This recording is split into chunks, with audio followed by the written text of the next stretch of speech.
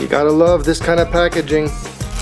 So now we got the joint all screwed up in the package, so we're gonna have to try and fix it, get the balls back in there. So delicate detail, try and fix it. Okay, so let's just try and get a shot for you guys of the type of bolt that's holding these axles on the car. That's the multi-point bolt. The brackets are painted and I cleaned the threads on these, and that's the tool to remove them. Pretty much every Volkswagen is the same. I'm just trying to see if there's a size on this one. I don't see one. I'll leave it in the comment below if I find the size for it. But there you go. All the Volkswagens, basically all years, have the same size as far as I know. We got the drive shaft, the new drive shaft in. We have the bolts bolted up to the flange. I don't know if you can see it from there. There's the flange. We had to pack these ones with grease. It comes with a little pack of grease. They say you don't have to pack it from the back of the boot over here, but I still added a bit of the grease in back. It's usually 2/3 in front, 1/3 in back, and I also added a bit of grease in the receiving cup on the transmission. I'll show you on the other side. We have the nut in the center here with the washer behind it. I only have the 6 bolts holding the axle to the flange, just hand tight. We'll torque them down after. Now I'm getting ready to throw the shock back in. I have it propped up on a rod because the suspension is drooping too low, and so now we'll get the shock in and then hop over to the other side. Alright, so the shock is back in. One thing I want to bring your attention to, if you're doing a Rabbit or a Scirocco or something similar, you have an eccentric washer on the back side. You can see that. Make sure that the lobe matches with the eccentric on the head of the screw on the other side. Then the adjuster eccentric screw goes on top, and then the standard bolt goes on the bottom. So just pay attention to that when you're putting your shocks back in. Alright, so don't forget also there's a paper gasket. I mentioned it before. I put a bit of grease so it sticks on there. Careful when you install it in the car. That gasket has to go here between the flange and the CV. So let's go on to shaft number 2, the long side, which is passenger side. Alright, this is how I got the passenger side ready. Tie rod's out, shock is out, spindle is out. Careful not to have too much pressure on the brake line. You can see the flange down there. So we're going to try and come in from here, wiggle it in, not butter up everything with the grease on the joint, and try not to get the joint also dirty. So again, we're going down there with the end of the joint, so let's wiggle it in. I also put anti-seize onto the splines of the shaft. It's always good to be able to get it out later on.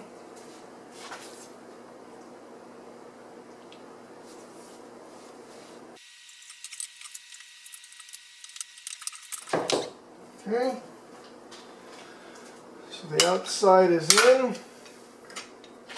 We're going to put our washer back on to secure the shaft with our nut. I like to leave the nut on just 2-3 turns.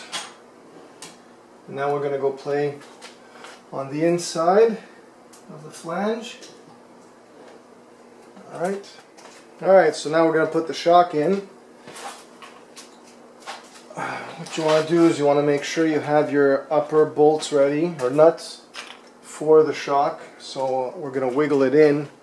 We're going to come from here, slide it up, and then you want to line up these 2 bolts with the hole in the body, and have your nut ready to catch inside the car. So let's run him in.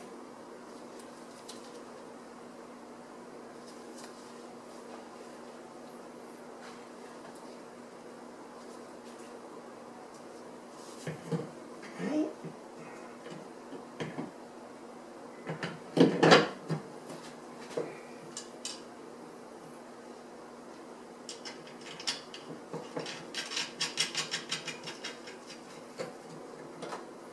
Once you get one nut on, it'll hold as long as you spin it down far enough. And now we'll get the other one on. The upper nuts are temporary until we get the rest of the suspension installed. Then we'll put the upper stress bar back in once the car's lowered down. Now I'm going to get these two bolts going this way. The top is the eccentric, the lower is the regular bolt. Now what I'll do is I'll have a screwdriver handy so that when I lift the spindle up, we have to muscle it up and get it inside here. Then I'll pop a screwdriver through the top to hold it quickly so I can get the other bolts in since I'm working alone. You want to always be careful of the brake line, not to get it pinched in there. So I'm going to put a little bit of anti-seize on the inside over here, just so that the spindle will slide in a bit easier, and also when I do the alignment it'll move easier. Alright, let's get this guy in.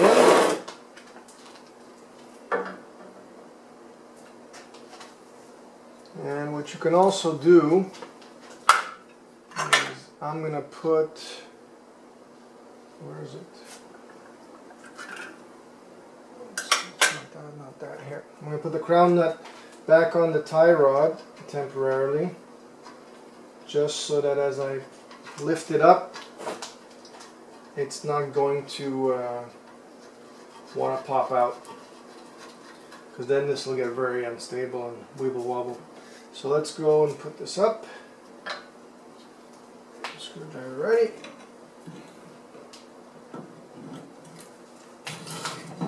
There we go.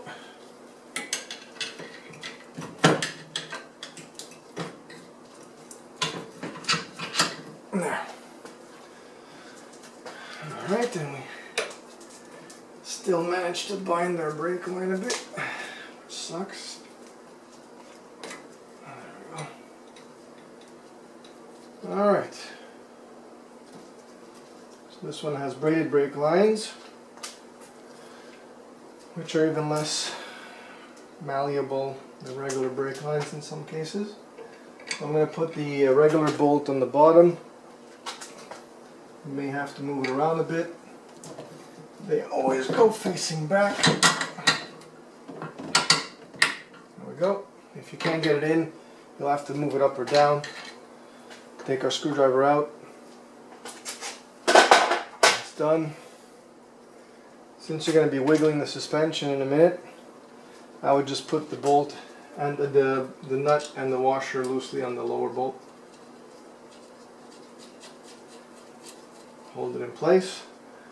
Now we're going to go with the eccentric over here.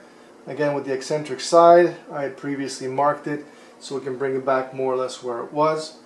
And then I'm going to pop him in. Again, you may have to move it around a bit. Alright, that's it. We're going to put the eccentric washer back on.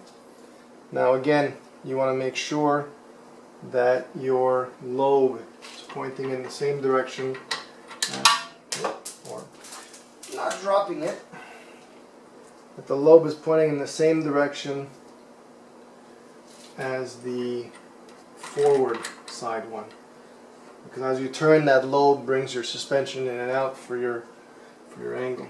Alright, so that's done. Now we just have our locking nut to put back on. Alright, so everything is loosely fitted back in.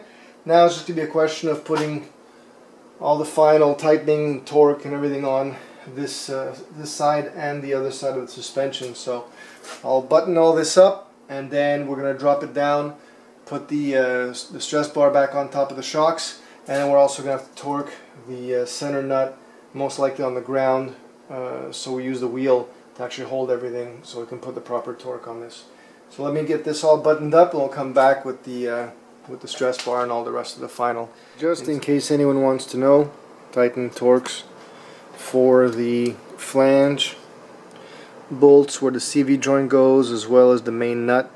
So the tightening torque for the CV joint, you can see over here, it's 33 foot-pound, and then the main axle nut at the wheel, 177 foot-pound.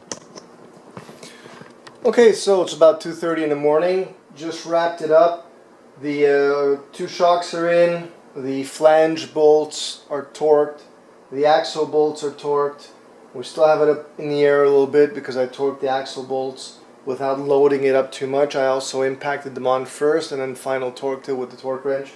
We have the upper bolts that we didn't see before for the shock towers, the stress bar reinstalled, and now we're ready to drop it back down. I put the caps back on the wheels, so now we're going to take it over to the local Volkswagen dealership and see if they can align it, and then we'll get back to you once it's aligned and see how it is. Back from the dealer, the alignment went well, everything came out well, there's no issues, so the car's tracking straight. So now the next thing on this one is we have a bit of interior cosmetics to finish up, and then maybe we'll do a walk around of the car. If you guys want to see a tour of this car, leave a comment below. Let me know if you'd want to see a video on that, and then maybe we'll make a video showing you some of the details on the 87 Scirocco. So thanks for watching. Thanks for joining me on this little axle shaft and front end fix up, and leave a thumbs up.